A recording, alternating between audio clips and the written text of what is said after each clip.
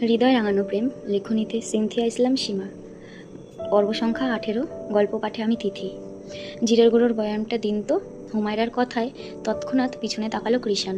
দেখলো একসাথে সবগুলো মশলার বয়াম রাখা, তাও আবার একই রঙের। এমনিতেই তো জিরার গুঁড়োই চেনে না সে, আবার এগুলোর মাঝ থেকে সেটাকে খুঁজে বের করতে গিয়ে পড়ল মুসিবতে। বিভ্রান্তের ন্যায় কিছু পল চেয়ে প্রশ্ন ছুড়ল, জিরার গুঁড়ো দেখতে কি কালার?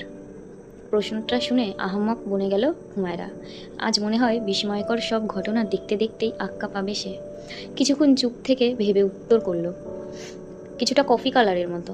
একে একে সবগুলো বয়ামের ঢাকনা খুলে দেখতে লাগলো কৃষাণ। 3 নাম্বার বয়ামের ঢাকনা খুলতেই দেখা মিলল কাঙ্ক্ষিত রঙের মশলার। সাথে সাথেই সেটা ঢাকনা লাগিয়ে হুমায়রার দিক ঢিল ছুঁড়ে মারল, বলল, নে। বয়াম খুলতেই নাকে প্রবেশ করলো ম্যাজিক মশলার তীব্র সুঘ্রাণ। 2 দিন আগেই ঘরের মাঝে বানিয়েছিলেন ইয়াসমিন বেগম। সবগুলো মশলাই একটু বেশি রং আনিয়ে ব্লেন্ডার করেছে, যার দরুন রংটা অনেকটা কফির মতোই এসেছে। স্বামীর পানে অসহায় চিত্তে চাইল মেয়েটা, বলল, এটা ম্যাজিক মশলা। ধৈর্যের বাঁধ ভেঙে যাচ্ছে কৃষাণের। হাত দিয়ে ঘাড় ডলে নিজেকে শান্ত রাখার চেষ্টা চালালো। বিরক্ত নিয়ে বলল, সবগুলো ভিন্ন রঙের বয়ামে রাখলেই তো হতো। আবাল নারীজাত। চোখ ছোট ছোট করে তাকালো হুমায়রা। তারা তো বাইরে থেকেই মশলার পরিমাণ দেখে বয়াম চিনে ফেলে। এখন মহাশয় বয়াম খুলে দেখেও যদি চিনতে না পারে, এটা তার দোষ? অবশ্য না চেনাই স্বাভাবিক। কিছুক্ষণ আগে স্বামীর দেওয়া নিষেধাজ্ঞা ভুলে বসলো মেয়েটা। পা এগিয়ে এদিকটায় আসতে নিবে, অমনি খ্যাক করে উঠল মানুষটা। এই এই, তুই এদিকে আসছিস কেন? নিষেধ করেছি না তোকে? কথা না শুনলে পা কেটে ঘরে বসিয়ে রাখবো। চলন্ত কদম স্থির হলো রমণীর। চুপসে যাওয়া মুখে বলল, আপনার তো চিনতে সমস্যা হচ্ছে, তাই ভাবলাম আমি। এত ভাবতে হবে না তোর। হুমায়রাকে মাঝপথে থামিয়ে দিয়ে বলে উঠল কৃষাণ। এদিকে এসে ছু মেরে বয়ামটা নিয়ে নিল। পরপর আবারও জিরার বয়াম খুঁজতে লেগে পড়ল। আর হুমায়রা অবাক চোখে তার কাণ্ড দেখে গেল। এক পর্যায়ে কাঙ্ক্ষিত জিনিসটা পেয়েই গেল কৃষাণ। স্বস্তির নিঃশ্বাস ফেলে সেটা নিয়ে হুমায়রার দিক এগোতে লাগলো। এর মাঝেই খাবারের এঁঠো বাসন নিয়ে কথা বলতে বলতে রান্নাঘরে প্রবেশ করলেন 2 জা। সামনে তাকাতেই জবানে কুলুপ এঁটে গেল তাদের। ইয়াসমিন বেগমের হাত থেকে বাসনগুলো পড়তে নিলেই দৌড়ে এসে সামলে নিল হুমায়রা। ভদ্রমহিলার সেদিকে খেয়াল নেই। তিনি জবান শৃঙ্গে তুলে বললেন, আপা, এ কি দেখছি আমি? আমার রান্নাঘরে স্বয়ং নবাবপুত্র নাকি?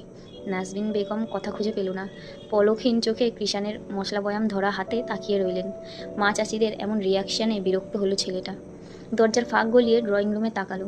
দেখলো আজাদ এখন সেখানে নেই। তৎক্ষণাৎ বয়ামটা আগের জায়গায় রেখে স্থান ত্যাগ করলো। 3 জোড়া দৃষ্টি একত্র হয়ে তার প্রস্থান পথে চেয়ে রইল। কৃষাণ যেতেই ইয়াসমিন বেগম হুমায়রার কাছে এসে জিজ্ঞেস করলেন, এখানে কেন এসেছিল ও? আমি নিজেও জানি না আম্মু। উনি আসলেন, কি যেন করলেন, আবার চলেও গেলেন। কিছু মাথায় ঢোকেনি আমার। আরে ছোট, বাদ দাও না। হয়তো বউকে দেখতে এসেছিল। তোমার ছেলে তো আজকাল বউয়ের প্রতি ভালোই গলেছে। দেখলে না তখন ড্রয়িং রুমে কী করলো? এখন চলো ওনাদের এগিয়ে দিয়ে আসি। নাজমিন বেগমের কথা শুনে লজ্জায় মাথা নুইয়ে নিল হুমায়রা। ওনারা কি ভাবছেন এসব? মানুষটা কি আর তাকে দেখতে এসেছিল নাকি? উল্টো পুরোটা সময় কি আজব কাণ্ড কারখানা ঘটালো আর তাকে ধমকিয়ে গেল। তবে প্রশ্ন হচ্ছে, ড্রয়িং রুমে কোন কথা বললেন তারা? কি করেছিলেন উনি? তার জন্য কিছু করেছিলেন, কিন্তু সেটা কি? গোধূলির আগমনে লাভা বর্ণ ধারণ করতে চলছে নীলিমা। পাখিরা এদিক ওদিক ছোটাছুটি বাদ দিয়ে বাসায় ফেরার ব্যস্ত হয়েছে। কিছুক্ষণ আগে জনমানবপূর্ণ মির্জাবাড়িটা এখন একেবারে ফাঁকা। কারো উচ্চ শব্দ বা হাসির বালাই নেই। বাড়ির কর্ত্রীরা কাজ শেষে মাত্র যে যার ঘরে বিশ্রাম নিতে গিয়েছেন। সারাদিন দৌড়ঝাঁপ শেষ, এবেলায় এসে একটু বসার জো পেয়েছেন সকলে। রান্নাঘর গুছিয়ে অলস ভঙ্গিতেই ইকরার রুমে প্রবেশ করল হুমায়রা। শাশুড়িদের থেকে শুনেছে উভয় পক্ষেরই ছেলে মেয়েকে পছন্দ হয়েছে। এমনি কি বিয়ের ডেটও নির্ধারিত করা হয়ে গেছে। ইকরার বাবা চাচারা যেদিন দেশ ছাড়বেন তার আগের দিনই বিয়ে হবে। দুপুরের পর এতক্ষণে তার সাক্ষাৎ পেয়ে ইকরা ভেবেছিল একটু অভিমান করবে। তবে প্রিয় সখীর ক্লান্ত মুখশ্রী দেখতেই সব অভিমান উবে গেল। বলল, এখন এখানে আসতে গেলি কেন? একটু গিয়ে বিশ্রাম করে নিতি। সমস্যা নেই, খানেক বাদেই তো আজান পড়বে, নামাজ পড়েই একেবারে বিশ্রাম নিব। ইকরার পাশে বসলো হুমায়রা। মুখ খুলে কিছু বলতে নিবে এর আগেই দরজার বাইরে থেকে গলা ফাঁকারি দিল কৃষাণ। এমন সময় তাকে মোটেও এখানে আশা করেনি 2 বান্ধবী। দুজনেই একবার চোখাচোখি করলো। পরপর ইকরা বলল, ভিতরে এসো। শার্ট পরে একেবারে বাইরে বেরোনোর জন্য তৈরি হয়ে এসেছে কৃষাণ। ভিতরে ঢুকেই ইকরার উদ্দেশ্যে প্রশ্ন ছুড়ল, তোর বিয়ে কি ফাইনাল? হ্যাঁ।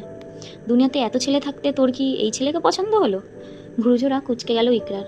সাথে সাথেই প্রতিবাদ জানিয়ে বলল, পছন্দ না হওয়ার কি আছে? কেন, তোমার পছন্দ হয়নি? না, ছেলে যেমন তেমন, তবে ছেলের পরিবার আমার একদমই পছন্দ হয়নি। নাক সিটকালো ইকরা, বলল, তোমার পছন্দ হলে কি আর না হলেই কি, সবার পছন্দ হয়েছে মানেই বিয়ে ফাইনাল। কি খচ্চর রে তুই, বড় ভাইয়ের সামনে এভাবে বিয়ের কথা বলিস? এসব শিখেছিস মাদ্রাসায়? মেজাজ খারাপ হলো ইকরার, কথায় কথায় খালি মাদ্রাসার খোটা। সে রেগে মেগে বলল, বিয়ে কোনো খারাপ জিনিস নয়, যত তাড়াতাড়ি বিয়ে হয় তত ভালো। আচ্ছা যাই হোক, ওসব বাদ দে, তোকে কত টাকা দিয়েছে সেটা বল। চোখ ছোট হয়ে গেল মেয়েটার, এতক্ষণে বুঝতে পারছে এ সময় কৃষাণের এখানে আসার কারণ। তোমাকে কেন বলতে যাবো? এই হুজুরিনি, তুই বল কত টাকা পেয়েছে ও? হঠাৎ প্রশ্নে কিছুটা থতমত খেলো হুমায়রা। এতক্ষণ নীরব দর্শক হয়ে শুধু ভাই বোনের কথা শুনেছে, তবে ইকরা কত টাকা পেয়েছে তা সে নিজেই জানে না। তাই ইকরাকে চোখ ইশারা করে জানতে চাইল। ইকরা কিছুই বলল না, অসহায় চোখে চাইল মেয়েটা। পরপর আবারও জিজ্ঞেস করলো। এবেলায় আর তেরামি করলো না ইকরা, ভাইয়ের দিক তাকিয়ে উত্তর করলো, 2002 টাকা। শোন বুনু, 2 টাকা রেখে ভাইয়াকে 2000 টাকা দিয়ে দে, ভাইয়া পরে তোকে ডাবল ফিরিয়ে দেবে। কথা শুনে চোখ কপালে উঠে গেল হুমায়রার। ইকরার ওপর তেমন একটা প্রভাব পড়ল না, কারণ সে আগে থেকেই এরকম কিছু শোনার জন্য প্রস্তুত ছিল। সে চোরা চোখে একবার ড্রেসিং টেবিলের দিক তাকালো, তখন হিজাবে সেফটি পিন খুলতে গিয়ে ওখানেই টাকাটা রেখে এসেছে। চুপচাপ বিছানা ছেড়ে নেমে পড়ল। কৃষাণকে পাশ কাটিয়ে গিয়ে টাকাটা হাতে নিয়ে দিল ভো দৌড়, তবে রুম ছেড়ে যেতে পারল না। এর আগেই তার সামনে এসে দাঁড়ালো কৃষাণ, বলল, কিরে পালাচ্ছিস কোথায়? তুমি কি গো ভাইয়া, সব ভাইয়ারা কাজ করে তাদের বোনকে টাকা দেয়, আর তুমি আমার থেকে টাকা নাও?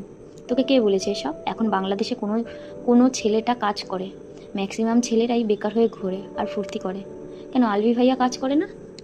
তো তোর আলভি ভাইয়া কি বাংলাদেশে আছে নাকি? বাংলাদেশ থেকে টাকা কামানো যায় না, গেলেও তা দিয়ে আমার পকেট খরচই হবে না।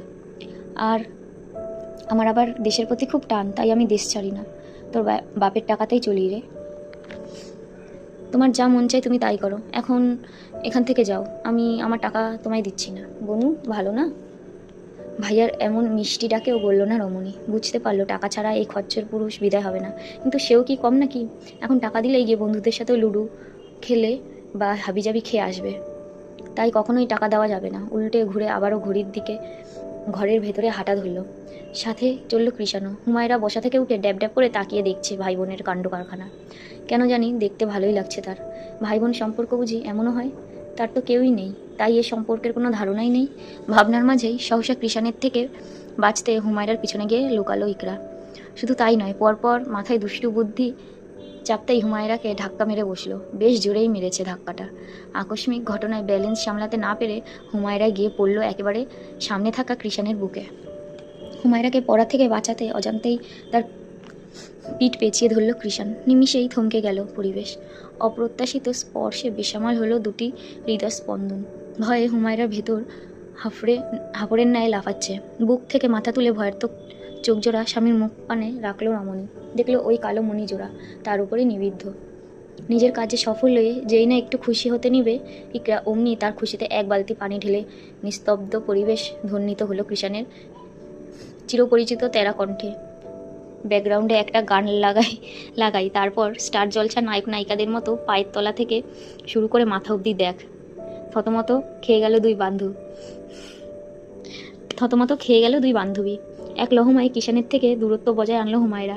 একবার রাগী দৃষ্টিতে তাকালো ইকরার দিকে। ইকরা সেদিকে খেয়াল নেই। ভাইয়ের অগ্নিদৃষ্টি দেখেই দৌড় লাগালো সে। দরজার নিকট যেতেই সামনে পড়লো ইয়াসমিন বেগম। কড়া কণ্ঠে জিজ্ঞেস করলেন, কি হয়েছে, এভাবে দৌড়াচ্ছিস কেন? তোমার ছেলে। পিছন ফিরে কিষাণের দিক আঙুল তাক করে কথাটা বলতে নিয়েও হঠাৎ থেমে গেল ইকরা। কি করেছে ও?